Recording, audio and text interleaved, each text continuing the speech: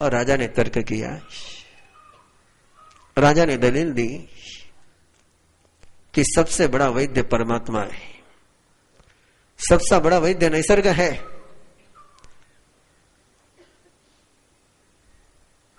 मेरी बीमारी की उम्र समाप्त हो गई है, तभी तो यहां मेरी गोद में आकर के गिरा है। तू भी तो यहां बैठा है, तेरी गोद में क्यों नहीं गिरा है? मेरी ही गोद में गिरा है। इसका अर्थ है, ये शकुन है, ये संकेत है निसर्ग का कि अब मैं आम खा सकता हूं। मंत्री ने कहा, राजन मत दुस्साहस करिए, मौत से पाला पड़ेगा। लेकिन आदमी जब लुब्ध हो जाता है, आदमी जब स्वादु हो जाता है, आदमी जब अपने ही इंद्रिय के वश में हो जाता है, यह काम अनियटस अथटे अवरजई, जो व्यक्ति अपने कामनाओं का निवारण नहीं करता है, वो अपने ही आत्मार्थ का, अपने ही स्वार्थ का, अपने ही सुख का अपराध करता है, दूसरे के सुख का नहीं। अथटे अवरजई, बहुत गहरा शब्द दिया परमात्मा ने कि दूसरे का क्या अपराध करेगा वो स्वयं का ही अपराध करता है, वो स्वयं का ही अपराधी होता है। और गहराई से देखो, परमात्मा की दिव्य वाणी के देशना के प्रकाश में हम और किसी का क्या अपराध करते हैं? स्वयं के साथ ही अपराध करते हैं,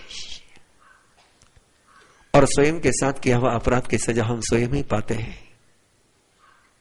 राजा नहीं माना, मंत्री ने बहुत रोकने की कोशिश करी, बहुत रोकने की कोशिश करी, लेकिन राजा ने कहा, नहीं, निसर्ग सबसे बड़ा वैद्य है। परमात्मा का कृपा है कि मेरे गोद में आम गिरा। और जैसे ही राजा ने आम को मुंह को लगाया, एक स्वाद ही गले के नीचे उतरा था, पूरा आम भी राजा खा न सका। वो जहर था उसके लिए, पूरा शरीर नीला पड़ गया। मंत्री कुछ नहीं कर सका, कुछ नहीं कर सका। जो मर्यादा का उल्लंघन करते हैं, उनके जीवन का सुख, उनके जीवन की शांति, उनके घर का स्नेह, उनके घर का सौहार्द, उस परिवार के संस्कार, अनमोल मरी हुई विरासत वैसी ही समाप्त हो जाती है जैसे राजा एक आम के मोह में पूरे राज्य का ही नहीं, अपने जीवन को गवा देता है। जागो, समझो, स्वीकार करो इस बात को कि लुभावनी दिखने वाली दुनिया, कल भी आपने गाया, कल भी आपने स्वीकार किया, मंदाय फासा बहुलोहने जा, तह पगारे सुमनम न को जा। ये मंद स्पर्श, ये लाजीज खाना बड़ा सुहाता है, लेकिन ये जिंदगी के सारे धर्म साम्राज्य को गवा देता है। शांति समाप्त हो जाती है। कितना परम सौभाग्य है हमारा कि हमें परमात्मा का शासन मिला, सर्व कल्याणकारी सर्वोदय तीर्थ मिला। जिस तीर्थ में आकर के अर्जुन माली जैसा हत्यारा भी सिद्ध हो जाता है, जिस तीर्थ में आकर के चंड कौशिक भी अमृत कौशिक बन जाता है, ऐसा परमात्मा का साम्राज्य हमें मिला है। और इस साम्राज्य को हम कहीं आम के मोह में, जिसके लिए परमात्मा ने मना किया है, वो आम नहीं हमारे लिए, वो तो हमारे लिए जहरीला फल है। जिसको भी परमात्मा मना करते हैं, वो चाहे जितना सुहाना दिखता हो, वो चाहे जितना सुंदर दिखता हो, वो चाहे जितना प्यारा दिखता हो, उसमें मौत ही छिपी हुई है। इस सत्य को जिसने पहचान लिया, उसके जीवन में कभी झूठ आ नहीं पाता है। एक भिखारी ने भीख मांग मांग करके 1000 सोने की मोहर इकट्ठा कर ली। एक सोने की मोहर को तोड़ करके एक एक कांकिनी के बल पर वो दिन बिता रहा था। एक दिन एक कांकिनी कहीं भूल गया। आगे जाने के बाद उसको याद आया कि मेरे 1 पैसा वहां छूट गया है। इतना बड़ा पैसा लेकर के वापस कहां जाऊं?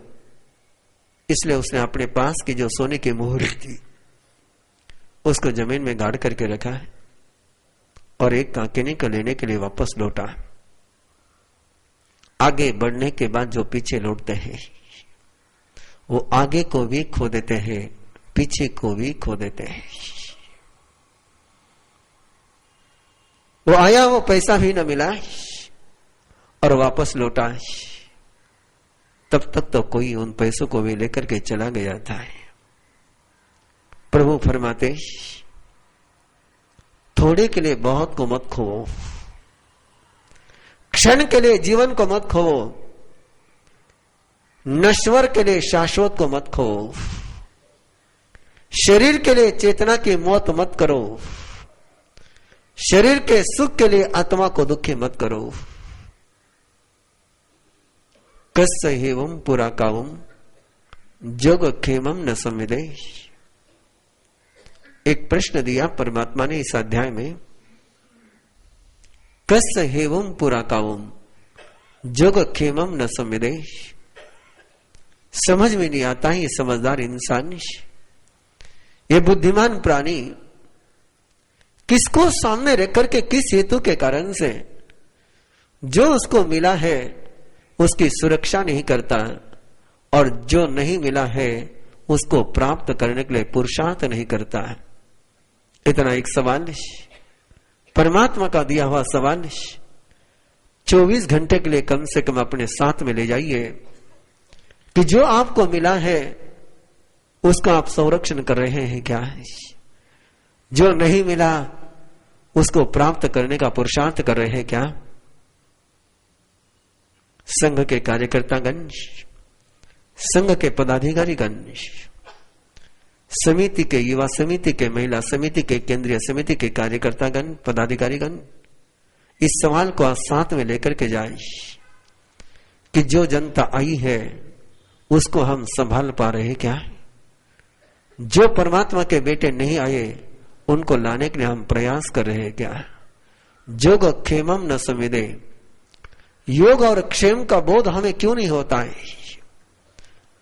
जो मिला है उसका बोध नहीं, जो नहीं मिला उसके प्राप्ति के लिए प्रयास नहीं।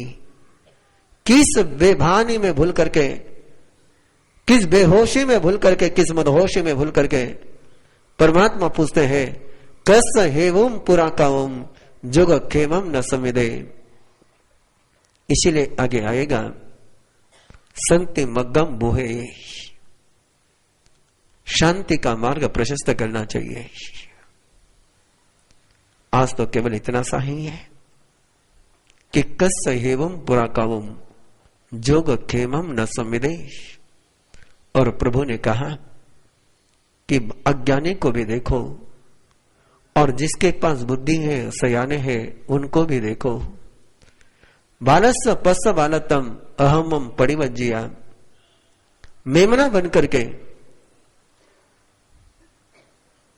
एक कांकिनी के लिए सारे धन को खोने वाले भिखारी बन करके, एक पल के स्वाद के लिए जीवन को खोने वाले राजे के समान बाल बन करके जीने वाले इन लोगों को देखो, जो अधर्म को समर्पित हो जाते हैं, जो पाप को समर्पित हो जाते हैं और आखिर में उनको नरक ही मिलता है।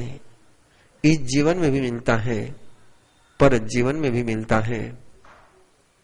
तुम बुद्धिमान समझदार लोगों के धैर्य को देखो। धीरज को देखो, पेशेंस को देखो। सामने आम हो, भीनी भीनी खुशबू हो, सुहाना वातावरण हो, और फिर भी आम को नहीं चखना, इसके लिए बहुत धीरज लगता है, बहुत पेशेंस लगता है, बहुत संयम लगता है। लेकिन ये संयम जिनके पास होता है वे आम को तो नहीं चखते, लेकिन जिंदगी का आनंद पूरा पूरा लेते हैं। ऐसे धीर व्यक्ति, ऐसे सयाने व्यक्ति जो सुखासीनता के मार्ग को छोड़कर साधना के मार्ग का कदम बढ़ाते हैं, वो अधर्म को छोड़कर के उनके लिए धर्म ही इष्ट बनता है। और जिनके लिए धर्म इष्ट बनता है उनका तन भी दिव्य होता है, उनका मन भी दिव्य होता है, उनका जीवन भी दिव्य होता है। चैव न बाल भावम अबालम सेवय मुनि, बचपने को छोड़ो, बचपने को छोड़ो और सयानेपन को स्वीकार करो। आइए एक ऐसे गाथा का गान करने के लिए आमंत्रण है आपको, जिस गाथा का, जिस अध्याय का ऐसे तो उत्तराध्ययन सूत्र के निर्वाण कल्याणक के देशना इस लोक और परलोक को सुखी करने वाली है। इसके एक एक अध्याय की यदि आराधना की चर्चा करने लग जाए तो सीमित समय में हमारा काम पूरा न हो पाएगा। लेकिन फिर भी कुछ अध्यायों की जरूर चर्चा चलते चलते सहज भाव से आपके सामने आ ही जाएगी। ये 8वां अध्याय, और पता नहीं कैसे जिन शासन देव का अनुग्रह हुआ और इंदौर में इस अध्याय का गान करते करते एक स्फुरना हुई कि इस अध्याय में सामर्थ्य है चोर को साहूकार बनाने का। इस अध्याय में सामर्थ्य है 500 चोरों को सर्वज्ञ बनाने का है। यह अध्याय कपिल का है, एक अनूठा अध्याय है, एक अद्भुत अध्याय है। और यदि इस अध्याय का गान घर आंगन में नित्य प्रति हो जाए तो घर में कोई चोरी नहीं हो सकती है, घर में रहने वाला चोर भी साहूकार बन सकता है। इस भावना के साथ सहज प्रेरणा हुई और इंदौर वालों ने प्रयोग किया है। हिमांशु भाई शाह ने प्रयोग किया। पैसे रखते हैं और गायब हो जाते हैं, वस्तु रखते हैं और गायब हो जाते हैं। बहुत खोज करी, बहुत खोज करी, किस पर संदेह ले, किस पर शंका ले, किस पर आशंका ले। और उत्तराध्ययन सूत्र के आराधना में जब इस अध्याय का ये सूत्र सहज गया, मत पूछना कि महाराज साहब ये सूत्र कहां गया है। ये तो आराधना के पलों में सहज स्फुरित हुई प्रेरणा थी और उन्होंने प्रयोग किया और घर की चोरी बंद हो गई। उसके बाद तक कई लोगों ने इस प्रयोग को किया कि कपिल का अध्याय है, ये निर्वाण कल्याणक की देशना है। ये कपिल के परमात्मा के भावों को सुधर्मा स्वामी ने कपिल के शब्दों में हमारे सामने प्रस्तुत किया है। एक ऐसा अध्याय जो बताता है कि पथ भ्रष्ट होने के बाद भी, लक्ष्य भ्रष्ट होने के बाद भी यदि अंदर की सरलता सुरक्षित रह गई, अंदर का सीधापन सुरक्षित रह गया, तो लक्ष्य भ्रष्ट भी कैसे लक्ष्य को प्राप्त कर लेता है। सोही उज्जुय भूयस धम्मो शुद्ध सचिट्ठई। इसलिए परमात्मा ने फरमाया जो सरल होता है उसकी शुद्धि होती है, वो प्योर बनता है, वो निर्मल बनता है, वो निष्कलुष बनता है। और जो निर्मल होता है वहीं पर धर्म टिकता है। कपिल कौशंबी के एक ब्राह्मण का बेटा है। पिता बचपन में चले गए। पिता राजपुरोहित थे आंगन के सामने से जब पुरोहित की सवारी जाती, मां को बेटे के पिता की याद आती कि ऐसे ही सवार होकर के बेटे के पिता भी जाते थे, और वो सुख खोने के कारण से आंखों से आंसू बहते। एक दिन कपिल ने अपनी मां को रोता हुआ देख लिया है। जिस बेटे को मां के आंसू पिघला न सके, उस बेटे के लिए कोई सौभाग्य नहीं। मां के आंसू से जो पिघल गया है, उस बेटे के लिए कोई दुर्भाग्य नहीं। मां के आंसू देख करके बेटा, मां से पूछ बेटा कि मां क्यों रो रही हो। मां ने बताया कि बेटा, जैसा सम्मान के साथ, जैसे पुरस्कार के साथ, जैसे प्रतिष्ठा के साथ ये पुरोहित जा रहा है, वैसे तेरे पिता भी जाते थे। वो जल्दी चले गए, मेरा वर्तमान भी अंधेरा हो गया है, तेरी भी पढ़ाई नहीं हो रही है, भविष्य भी अंधकार में है। और बेटे ने मां के आंसुओं की सौगंध खाई। मां, तेरे आंसुओं की सौगंध खा करके कहता हूं कि मैं भी पिता के समान सक्षम बनूंगा, समर्थ बनूंगा, मैं भी वो विद्वत्ता प्राप्त करूंगा। पहले भी मां के आंखों से आंसू आ रहे थे, अब तो आंसुओं की बाढ़ आ गई। मां के आंसुओं से बेटे के सिर का अभिषेक हो गया। बेटे के सिर पर से हाथ फेरते हुए मां ने कहा कि बेटा, यहां तुझे कोई नहीं पढ़ाएगा, यहां के सारे ब्राह्मण तेरे पिता से ईर्ष्या करते थे, तू श्रावस्ती चला जा, वहां तेरे पिता के मित्र है, वो तुझे पढ़ाएंगे। और कपिल मां के आशीष और मां का सपना लेकर के चल पड़ता है। अपने सपनों की परवाह मत करो, अपने सपने सच भी हो जाए तो रेगिस्तान के हैं, अपने आराध्य के सपने पूरे हो जाए तो जीवन में सिद्धि के अलावा कुछ भी नहीं है। और कपिल ले चला, मां का सपना है, मां के आशीष लेकर के चल पड़ा। श्रावस्ती पहुंचा, इंद्रदिम्न के पास पहुंचा, पूछा कैसे आया है। मेरे मित्र का बेटा है, मैं पढ़ाऊंगा तुझे। ऐसा होता है जिनके पास ज्ञान की संपदा होती है, उनके पास खाने की संपदा नहीं होती है। सरस्वती और लक्ष्मी का वैर चलता रहा था इतिहास में, लेकिन वर्तमान में तो सरस्वती और लक्ष्मी की दोस्ती हो गई है। अब तो वही लक्ष्मी रहती है जहां सरस्वती है,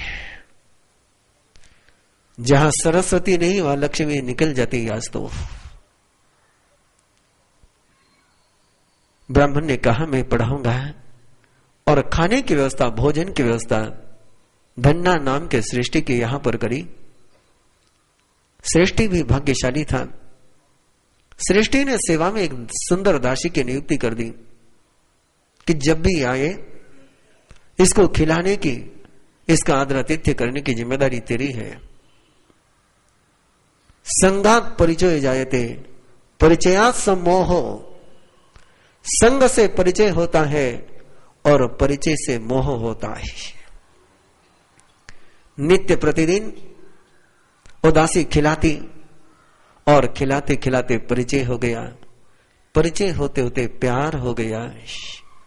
पता ही नहीं चलता है कि परिचय कभी प्यार में पहुंच जाता है। इसलिए प्रभु फरमाते कि जब तक विद्यार्थी की अवस्था है तब तक प्यार के रास्ते पर कदम मत रखो। सुखार्थी न त्यजत विद्या, विद्यार्थी न त्यजत सुखम, विद्यार्थी न कुतो सुखम, सुखार्थिनों को तो विद्या, विद्या की प्राप्ति करनी है तो सुख की कामना छोड़ दो, और सुख की कामना है तो विद्या की भावना छोड़ दो। सुखार्थी को विद्या नहीं मिलती और विद्यार्थी को सुख नहीं मिलता है। कपिल विद्यार्थी की अवस्था में ही सुखार्थी बन गया, ब्राह्मण का बेटा, और दासी के चक्कर में उलझ गया। ये वासना की आंधी, ये शरीर का आकर्षण, जब गिर जाते हैं तभी पता चलता है, गिरने के पहले पता ही नहीं चलता है। और गिरने के बाद बचने वाला कोई कपिल ही होता है, और किसी की तो संभावनाएं बहुत कम होती है। दासी का खेल चला और खेल में कपिल उलझ गया। एक दिन दासी उदास हो गई, और उदास दासी को देख करके कपिल ने पूछा, क्यों उदास है? मां की उदासी याद नहीं रही, मां के आंसू याद नहीं रहे, लिए हुए सपने याद नहीं रहे, जो सौगंध खाई थी वो याद नहीं रही। इसलिए जब फॉरेन में पढ़ने के लिए जाने वाली कोई बेटी, कोई बेटा माँ बाप मंगल पाठ सुनाने के लिए लेकर के आते हैं, तो उनको एक ही बात कहता हूं, पढ़ने के लिए जा रहे हो, परीक्षा में फेल हो गया तो भी चलेगा, लेकिन माँ बाप के विश्वास में कभी फेल मत हो जाना है। परीक्षा में फेल हो जाओगे, सेकंड चांस मिलेगा, माँ बाप की नजरों में फेल हो जाओगे, कोई सेकंड चांस मिलने वाला नहीं है। कपिल भूल गया और दासी की उदासी चुभने लगी। दासी ने कहा कि हमारा त्योहार आ रहा है, सब दासियों के प्रिय कर उनको कुछ न कुछ उपहार दे रहे हैं। तुम मेरे प्रेमी हो, लेकिन तुमसे मुझे कुछ नहीं मिल रहा है। ऐसा ही खेले बंधु, ये माता पिता की बात चुपती नहीं, माता पिता की उदासी दिल को दर्द देती नहीं, और सजनी की उदासी दिल को दर्द दे जाती है। कपिल का भी चेहरा उदास हो गया। दासी ने कहा, उदास मत बनो, इस नगरी में एक सेठ है, वो सेठ जो सबसे पहले जाकर के ब्राह्मण उसको बधाई देता है, मंगल कामना देता है, उसको 2 मासा सोना देता है। तुम कल सुबह सबसे पहले पहुंचोगे तो तुम्हें 2 मासा सोना मिल जाएगा और मेरा काम हो जाएगा। आचारांक सूत्र में प्रभु फरमाते, आलुम पे सहसा करे विनिविटी चित्ते काला काला समुठाई। जिस समय मन में लोभ की छाया जम जाती है, लोभ का साम्राज्य छा जाता है, तब न काल दिखता है न अकाल दिखता है, चित्त विनष्ट हो जाता है। और ऐसा ही हुआ कपिल का। उसे समय का भान नहीं रहा। ब्रह्म मुहूर्त के पहले ही मेरे पहले कोई न पहुंच जाए, मेरे पहले कोई न पहुंच जाए, मेरे पहले कोई न पहुंच जाए, इसलिए रात को ही चल करके श्रेष्ठ के आंगन में जाने के लिए चल पड़ा। रास्ते में कोतवालों ने पकड़ा, चोर समझ करके बंदी बना दिया। सुबह प्रसन्नचित राजा के दरबार में उपस्थित किया। श्रावस्ती का राजा प्रसन्नचित रात भर कपिल का सरल मन, भद्रिक मन स्वयं की आलोचना करता गया। मां के आंसू याद आए, मां का सपना याद आया। मां को यदि खबर मिली कि मुझे चोर के रूप में पकड़ा गया और मैं दासी के चक्कर में उलझ गया, तो मां पर क्या बीतेगी, मां पर क्या बीतेगी, मां पर क्या बीतेगी, याद आया। और सुबह जब राजा के दरबार में उपस्थित हुआ, राजा ने पश्चाताप से दग्ध चेहरा देखा, निरागस चेहरा देख करके पूछा कि ब्राह्मण, तुम चोर तो लगते नहीं हो, क्या हुआ, सच सच बता दो। और कपिल ने सोही उज्जूय भूयस धम्मो शुद्ध सचिट्ठई, उसने सरल मना सहजता से कैसे चला था मां के सपनों को पूरा करने के लिए, कैसे चला था मां के सपनों को पूरा करने के लिए, कैसे लिए थे मां के आशीष, और कैसे पढ़ रहा था मैं, और पढ़ते पढ़ते कैसे मां के सपने भूल गए और वासना के सपने शुरू हो गए। मां के सपनों ने मुझे विद्या का धन दिया, मां के सपनों ने मुझे विद्या का धन दिया, और वासना के सपनों ने मुझे चोर बनाया। वासना के सपनों ने मुझे चोर बनाया है। मैं चोर नहीं हूं, मैं चोर नहीं हूं। राजा उसकी सरलता पर खुश हो गया। सरलता किसी को भी अच्छी लगती है। और राजा ने कहा कि ब्राह्मण, मैं तेरे पर खुश है, तुझे जो चाहिए तो मांग ले। बंधु याद रखना, देने के पहले सोचना मत, बिना सोचे मांगना मत। और कपिल ने इतना सा सूत्र किया। कपिल ने कहा कि मांगने के पहले जरा सोचना चाहता हूं, क्या मांगू। राजन ने कहा सोच ले, सोच करके मांग ले। जिसने मांगने के पहले सोच लिया वो सर्वज्ञ हो गया। जिसने देने के पहले सोचा वो मम्मन सेठ हो गया। देने के पहले भी सोचो मत, देने के बाद भी सोचो मत, शाली भद्र बन जाओगे। मांगने के पहले सोच लिया तो कपिल जैसे सर्वज्ञ हो जाओगे। और कपिल सोचने के लिए गया, अपनी ही यात्रा पर सोचने लगा, क्या मांगू, क्या मांगू, क्या मांगू। अपनी ही इच्छा की यात्रा करते गया, अपने ही सपनों की यात्रा करता गया। अपने ही सपनों के 2, 4, 16, 64 आधा राज्य, पूरा राज्य। और झटका लगा,